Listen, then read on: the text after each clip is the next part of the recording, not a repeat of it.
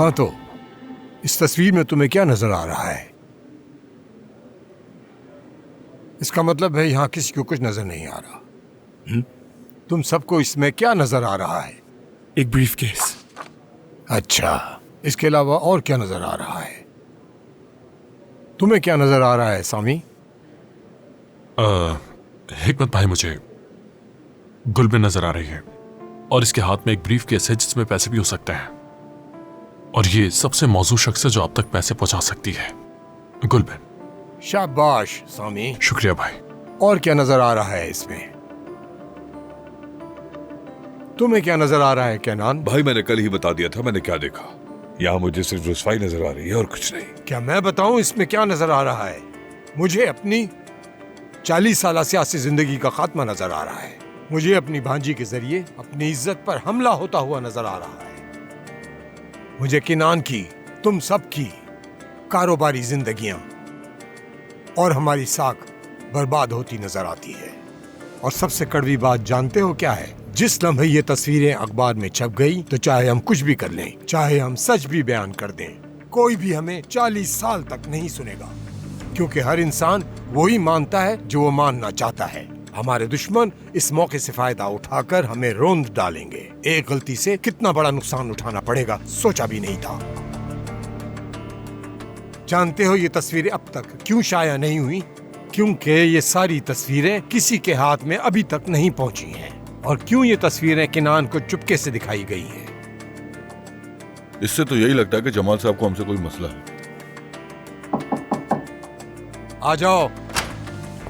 हिकमत साहब कोई मिलने के लिए आए हैं। ठीक है, भेजो उन्हें।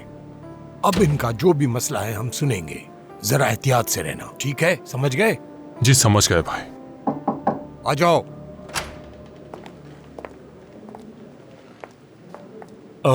ये जमाल साहब नहीं, उनका दामाद सजाए है। हिकमत साहब, मिलकर खुशी हुई। मुझे भी सजाई साहब, आइए।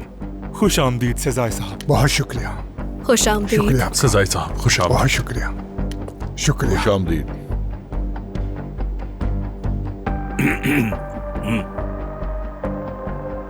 खुश आमदीद। तो जी हाँ, इस तरफ आइए, जो बात करनी है वो सजाए करें। साहब आइए। बैठिए, तशरीफ रखिए। क्या इस तरफ? गुलबीन आप इस तरफ आ जाइए। जी यहाँ।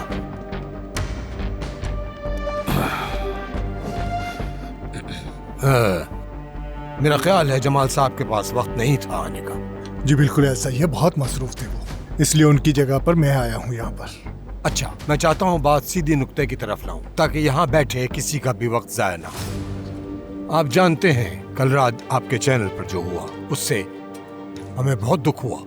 ये काफी हद तक बहतान के करीब था। चूंकि हमारे पास वाज़ेह मालूमात नहीं थी और जमाल साहब उन तस्वीर को पब्लिश नहीं करना चाहते थे। मेरे ख्याल से मुझे आप लोगों को ये बताने की जरूरत तो नहीं है, लेकिन फिर भी बता देता हूँ। शो में जो कुछ भी हुआ उस बात का जमाल साहब से कोई ताल्लुक नहीं है। हमारे शो के जो डायरेक्टर है ये उन्हीं का फैसला था।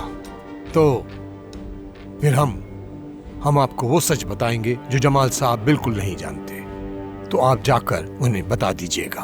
आप लोगों से मिलकर मैं ये समझ चुका हूँ कि आप लोग अमन चाहते हैं। जमाल साहब खुश होंगे ये सुनकर। आप लोगों पर जो भी इल्जामात लगे हैं उन्हें हटाने में हम लोग आपकी मदद कर सकते हैं। लेकिन जमाल साहब की ये खासियत है, शायद आप भी इस बारे में जानते होंगे अच्छी तरह से, वो ऐसा कोई भी काम बगैर लेन देन के नहीं करते। तुम्हारा क्या मतलब है? साफ साफ बोलो। हाँ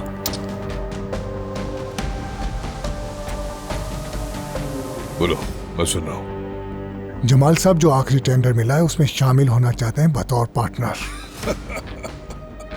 किनान साहब को देखकर लगता है कि नहीं, ये बात अच्छी नहीं लगी तो हम बात नहीं कर सकते। तो इजाजत दें मुझे। आपसे मिलकर खुशी आप हुई। सबका आने के बहुत लिए शुक्रिया। शुक्रिया।